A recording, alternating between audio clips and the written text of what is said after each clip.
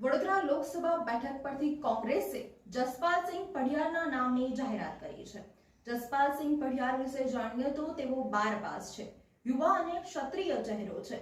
2017માં પાદરા વિધાનસભા સીટ પરથી તેઓ ચૂંટણી લડીને ધારાસભ્ય બન્યા હતા।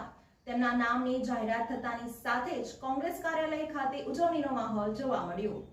વડોદરા લોકસભાની બેઠક પરથી જસપાલસિંહ પઢિયારનું નામ જાહેર કરતા કોંગ્રેસ કાર્યાલય ખાતે મોટી સંખ્યામાં કાર્યકર્તાઓ ભેગા થઈ ગયા હતા અને જસપાલસિંહ પઢિયારને શુભેચ્છા આપી હતી। કોંગ્રેસે વડોદરામાં ભાજપના ઉમેદવાર હેમાંગ જોશી સામે જસપાલસિંહ પઢિયારને ચૂંટણી મેદાનમાં ઉતાર્યા છે। 42 વર્ષીય જસપાલસિંહ પઢિયાર 12 પાસ છે અને તેઓ હાલ વડોદરા જિલ્લા કોંગ્રેસ પ્રમુખ છે। તેઓ 2017માં પાદરા બેઠક પરથી ચૂંટણી જીતી ધારાસભ્ય બન્યા હતા। એવું કહેવાય છે કે જસપાલસિંહ યુવા અને ક્ષત્રિય ચહેરો છે। આ ઉપરાંત વાઘોડિયા અને સાવલી તાલુકામાં ક્ષત્રિય સમાજના મતદારોની સંખ્યા વધુ હોવાથી કોંગ્રેસે તેમના પર પસંદગી ઉતારી છે। ત્યારે મોડી રાત્રે વડોદરા શહેર કોંગ્રેસ કાર્યાલય ખાતે ફટાકડા ફોડવામાં આવ્યા હતા અને મોટી સંખ્યામાં કોંગ્રેસ કાર્યકર્તાઓ અને નેતાઓએ જસપાલસિંહ પઢિયારને શુભેચ્છા આપી હતી અને જસપાલસિંહ तुम आगे बढ़ो हम तुम्हारे साथ है ना नारा लगावવામાં આવ્યા હતા। સભા બેઠક લડવા માટેની જે તક આપી છે એ માટે હું સૌ મારા સાવલી વાઘોડિયા વડોદરા શહેરના સૌ આગેવાનો સૌ શુભેચ્છક મિત્રોનો હું ખૂબ ખૂબ આભારી છું। કયા મુદ્દાને લઈને લોકો સમક્ષ જવાના છે?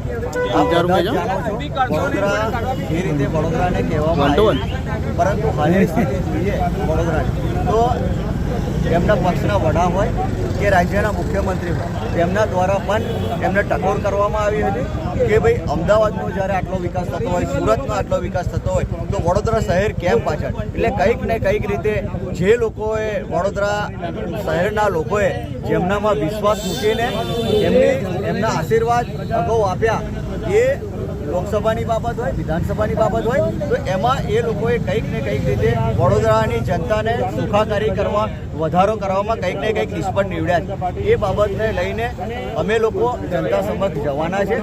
જો જનતા એમના આશીર્વાદ આપશે તો ચોક્કસપણે આ જે બધા મુદ્દા વડોદરા શહેરના કે વાઘોડિયા સાવલી વિધાનસભાના છે એને હું ચોક્કસપણે એને સોલ્વ કરવામાં હું મારા પૂરેપૂરા મારા પ્રયત્ન કરીશ। પાદરામાં જે ધારાસભ્ય તરીકે કામ કરેલું છે, લોકોમાં જે છબી છે, કામ આવશે માનો છો?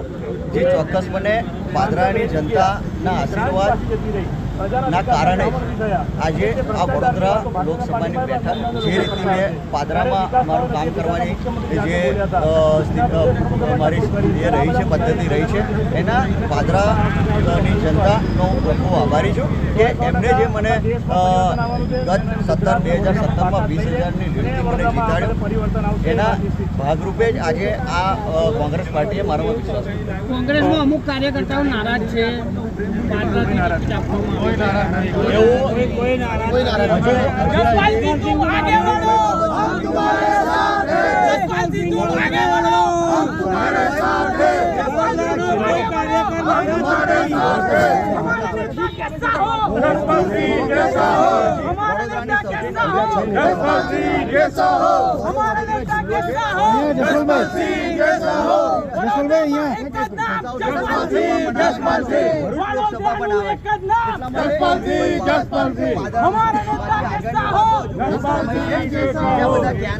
પણ વાત આપણે કરી।